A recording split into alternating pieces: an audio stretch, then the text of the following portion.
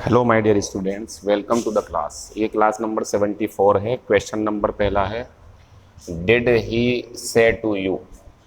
शायद ऐसे क्वेश्चन बहुत कम देखते हैं आप। जैसे मैं आपको बोर्ड पे दिखा रहा हूँ कि ये बाहर से ही इंटरोगेटिव रिपोर्टिंग वर्ब दिखा रहा, कोई भी फर्क नहीं पड़ता। Reporting verb, reporting sentence, reporting clause, बाहर वाला इंटरोगेटिव फर्स्ट टाइप हो, असर्टिव हो, कोई भी फर्क नहीं पड़ता। आप अपने सारे काम ऐसे ही करें जैसे आप करते आ रहे हो। अब आप ये बताइए, जब इन्वर्टेड कोमाज के अंदर इंटरोगेटिव है तो टेल गलत हो गया, पहला गलत। दूसरे में डिड बढ़िया, ही बढ़िया, आस्क बढ़िया, यू बढ़िया, इफ बढ़िया, यू बढ़िया, लेकिन आर तो गलत है ना, क्योंकि बाहर की घटना डिड डिड तो अब भी मौजूद है, भले ही बाहर आ गया मेन वर्ब से, लेकिन है तो पास्ट में। आर गलत। क्वेश्चन नंबर तीसरा, डिड बढ़िया, ही बढ़िया, आस्क बढ़िया, यू बढ़िया, इफ बढ़िया, यू का यू बढ़िया सिंपल भी बना दिया, आर का वर्ब भी कर दिया। ये इसका आंसर है। क्या उसने तुमसे कहा कि तुम एक जासूस हो? क्या उसने तुमसे पूछा कि तुम एक जासूस हो? Question number fourth, did he ask you if I गलत है, क्योंकि यू जाएगा चेंज होने के लिए यू के पास में, तो आई गलत है। एक बात आप देख रहे होंगे कि आज हमने नरेशन बनाने के बाद इनडायरेक्ट में क्वेश्चन मार्क लगाया, क्योंकि हमारा ये सेंटेंस शुरू से अगर देखें तो इंटरोगेटिव फर्स्ट टाइप है, इसलिए ऐसा करना पड़ रहा है। पहले का आंसर तीसरा है। क्वेश्चन नंबर दूसरा, द टीचर सेड टू आभा, तो द टीचर और करेंगे हम टोल्ड आभा। अब आप जानते हैं ये वी चेंज होने के लिए यहां जा रहा था, लेकिन इसे रोक लिया गया। क्यों रोक लिया गया? क्योंकि वी का डेट लगाएंगे और वी का वी ही उतरेगा, क्योंकि इस वी के अंदर आप भी, मैं भी, जितने भी वीडियो देख रहे हैं वो भी, आपके पास में जो बैठे हैं वो सब इसके अंदर हैं। इस वी के अंदर सब हैं, क्योंकि ये यूनिवर्सल ट्रूथ है और यूनिवर्सल ट्रूथ सबके ऊपर लागू होता है। हम सबको मरना है, इसका मतलब है हम सबको मरना है, आपको भी, मुझे भी, सबको। तो वी को नो चेंज कर देंगे और आर भी नो चेंज, और बन जाएगा मॉर्टल, और सेंटेंस खत्म हो गया। क्वेश्चन नंबर दूसरा, the building is not safe, building सुरक्षित नहीं है, एंड मस्ट बी। आप मुझे बताइए, इस हेल्पिंग वर्ब का सब्जेक्ट है क्या? नहीं है ना। अगर इसका सब्जेक्ट नहीं है तो इसका सब्जेक्ट जो है वो कौन है बच्चों? बिल्डिंग। अब मेरा सवाल आपसे, जो बिल्डिंग है वो ढाती है किसी को, या बिल्डिंग को ढाया जाता है? पैसिव बनना चाहिए था। आंसर है चौथा, मीनिंग बन जाएगा बिल्डिंग सुरक्षित नहीं है और इसे गिराया जाना चाहिए, पुल डाउन। आंसर लगा देंगे चौथा वाला, पैसिव वॉइस।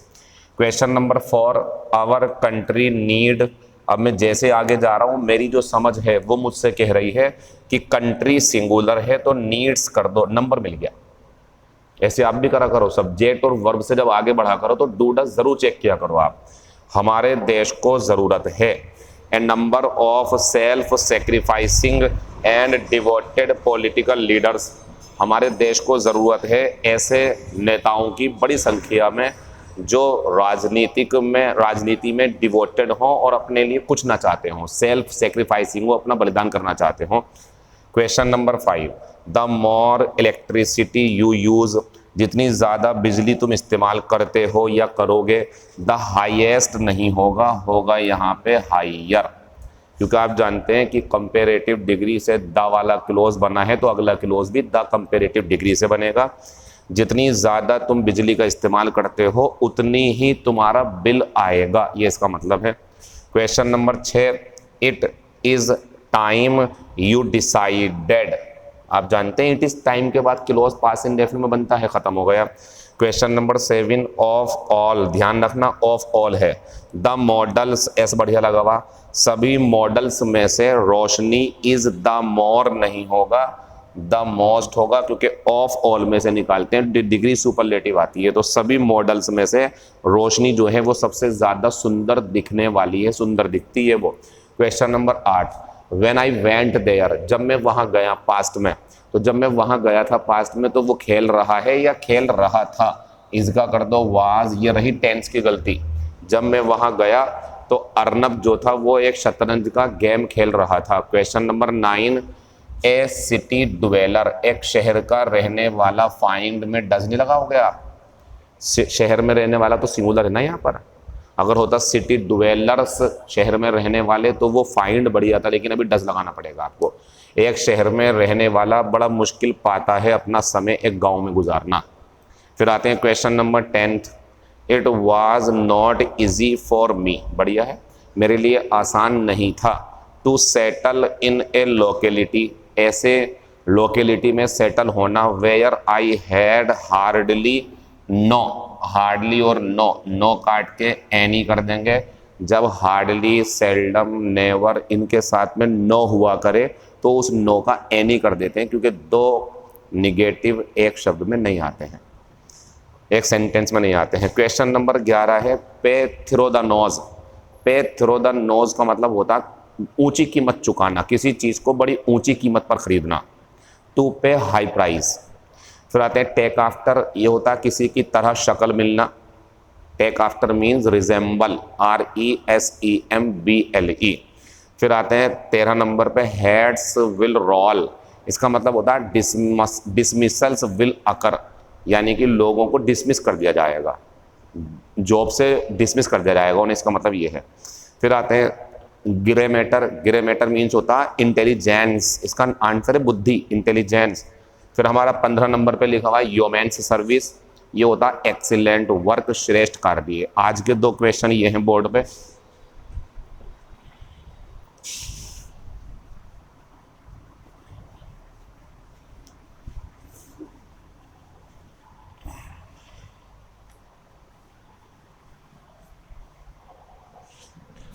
इफ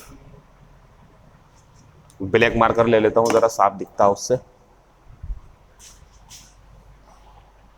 पहला क्वेश्चन है आज का, if one works hard, comma और फुल स्टॉप, और ऑप्शन है one will get reward, option दूसरा है he will get reward, option तीसरा है वन गॉट रिवार्ड, चौथा है वन गेट्स रिवार्ड। आज का जो क्वेश्चन नंबर दूसरा है हमारा, वो जीएस का क्वेश्चन है, और ये रहा हमारे पास भारतीय राष्ट्रीय कांग्रेस, भारतीय राष्ट्रीय कांग्रेस की प्रथम महिला अध्यक्ष कौन थी? Option A, option B, option C, option D. तो पहला है सरोजिनी नायडू, दूसरा है सुचेता कृपलानी,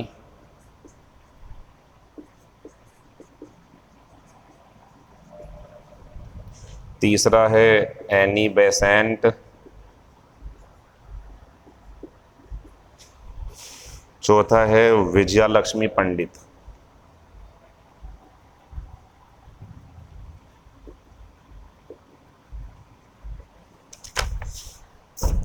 आप अपना आंसर लगाइए, और बाकी मैं एक शॉर्ट भी बना के भेज रहा हूँ जिसमें सिर्फ हम वोकेबलरी की बात करेंगे, एंटोनियम और सिनोनियम की।